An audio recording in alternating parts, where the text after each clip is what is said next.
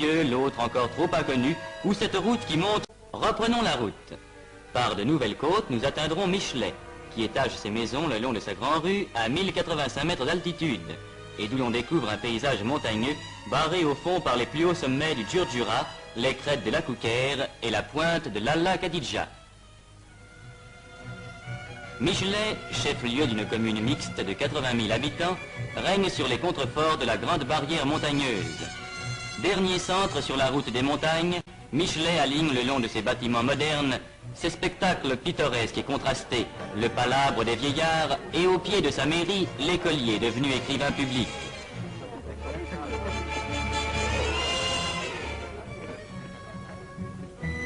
Ici, comme en d'autres centres de Kabylie, la prévoyance française a créé un dispensaire, régulièrement fréquenté par la population, dont la mortalité enfantine se trouve aujourd'hui considérablement réduite. En Kabylie aussi, l'apport français a été de créer pour ce peuple terrien une école d'arboriculture, où jeunes Français et jeunes Kabyles apprennent l'art complexe de la greffe et de la plantation, la science de l'arbre qui dans l'avenir décuplera peut-être la richesse de la Kabylie en faisant un vaste verger.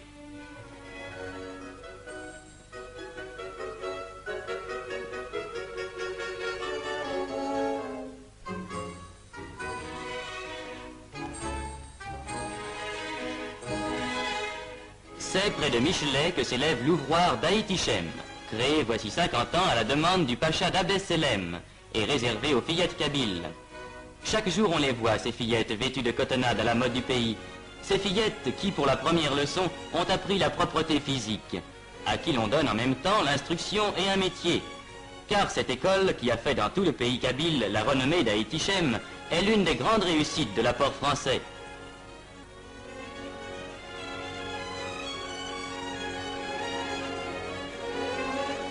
Ces fillettes, une fois sorties de l'école, font prime sur le marché du mariage.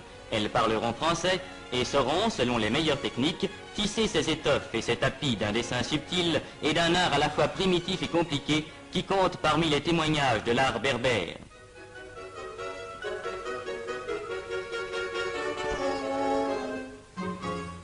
Mais ces fillettes témoignent aussi de l'importance qu'a prise en Kabylie l'assistance médicale depuis 100 ans. À Michelet, et c'est un exemple entre autres, les fillettes d'Aït-Ichem vont régulièrement subir un examen de santé à l'hôpital Sainte-Eugénie, où le personnel et le matériel répondent aux plus extrêmes exigences.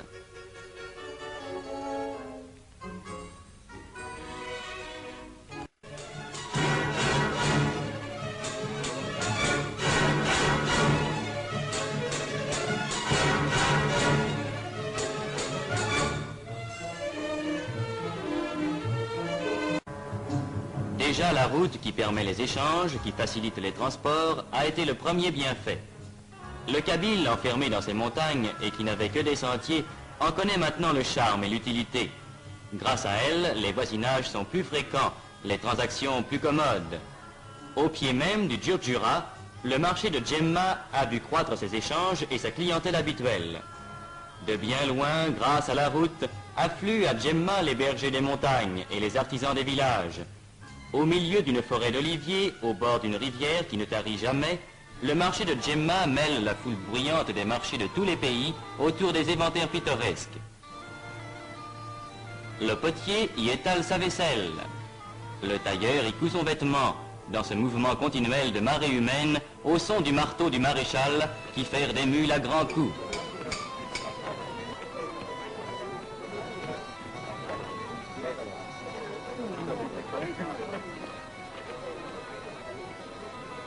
Mais la caractéristique de Djemma, c'est son marché aux bestiaux et sa boucherie en plein vent, où en l'espace d'une journée, des centaines de bêtes passent à l'abattoir. Tableau brutal et haut en couleur, où la vieille Kabylie apparaît dans sa truculente robustesse.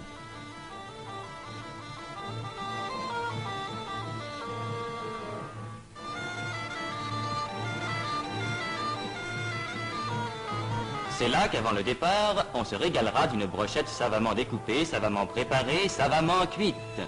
Le régal du marché d'Afrique. Et ce sera le soir sur la place vide, l'heure des charognards, ces auxiliaires gratuits de la voirie qui feront place nette. Abandonnons aux charognards le marché de Djemma. et poursuivons notre route vers les villages des Beni Yeni. On ne connaîtrait pas la Kabylie sans avoir vu ces 6 villages qui en sont proprement le cœur. Sans doute, depuis l'ère française, les villages ont changé. La dure silhouette du château d'eau qui domine Haït Larba en est le premier témoignage. Car aujourd'hui, ces 6 agglomérations qui groupent la plus forte densité humaine en pays kabyle, 248 habitants au kilomètre carré, connaissent sur leur sommet le miracle de l'eau vivante, cette eau qu'il fallait naguère charrier le long des pentes.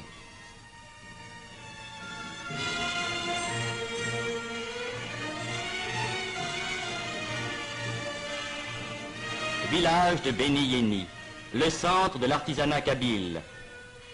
Il compte surtout, et depuis les temps les plus anciens, une population dont l'évolution intellectuelle et manuelle fut toujours en avance sur celle de leurs frères. Ici, dans chaque maison, un tour ronronne, un marteau teinte, un rabot gronde. Ici, l'orfèvre compose ses lourds bijoux d'argent. Ceux-ci qui faisaient l'orgueil des siècles passés, ceux-là auxquels l'époque a donné un nouveau tour.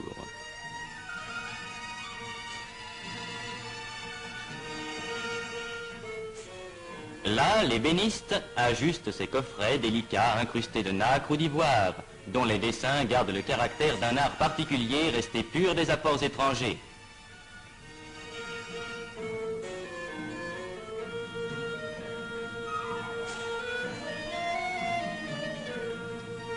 C'est à cause de cette sorte de maturité intellectuelle que traduit si bien la vie artisanale des Beni Yeni que la France a tenu à leur donner depuis des années un statut administratif spécial, en y créant des centres municipaux résolument autochtones et en conférant l'écharpe de maire à des citoyens choisis dans la population.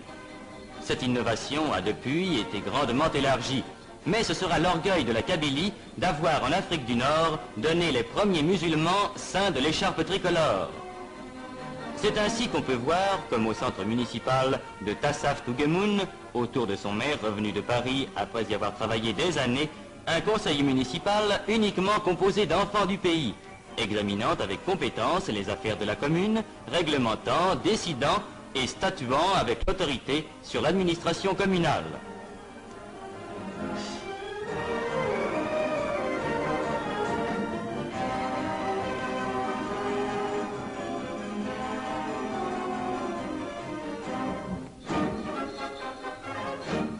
C'est pour une part aussi à cette maturité de la Kabylie prise comme exemple que l'exercice du droit de vote a pu être instauré dans l'Algérie sans difficulté et sans trouble moral.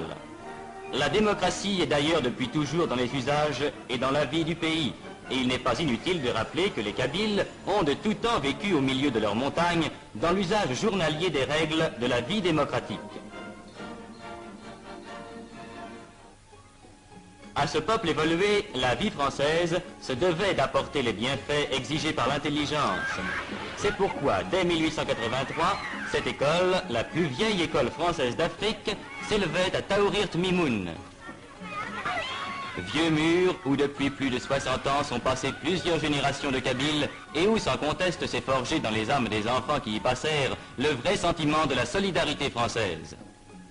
Depuis, l'œuvre s'est affirmée. Les écoles se sont multipliées, l'instruction s'est développée. Déjà, la Kabylie fournit des instituteurs, et il n'est pas rare de rencontrer parmi eux des ménages d'instituteurs, lui kabyle, elle française. Ainsi, dans la plus vieille école d'Afrique comme dans la plus récente, cette école destinée aux filles, extraordinaire révolution car jusqu'ici la coutume kabyle s'y opposait, s'opère la grande tâche d'instruction et d'éducation qui assurera au peuple kabyle les gages d'un avenir florissant. Fillettes de Kabylie élevées dans le climat et le goût de l'instruction française, elles seront demain dans leur foyer les meilleures tenantes de la raison française.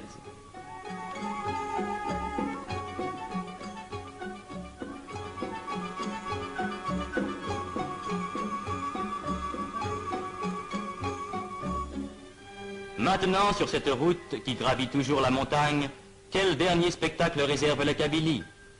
La végétation se fait plus rare. L'empire du roc et de la pierre nue s'affirme.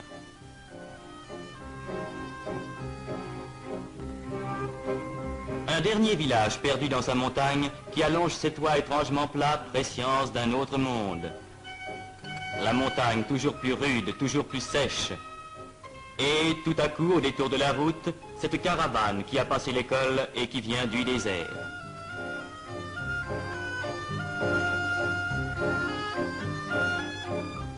Un cèdre soudain poussé en plein rocher et dont la présence signale que nous arrivons à l'altitude de 2000 mètres. Maintenant, c'est seulement le silence, la fin de toute vie, la haute solitude. Nous sommes aux confins du pays kabyle, le Djurdjura bord l'horizon, au-delà commence le sable, le pays sans vie, le grand désert.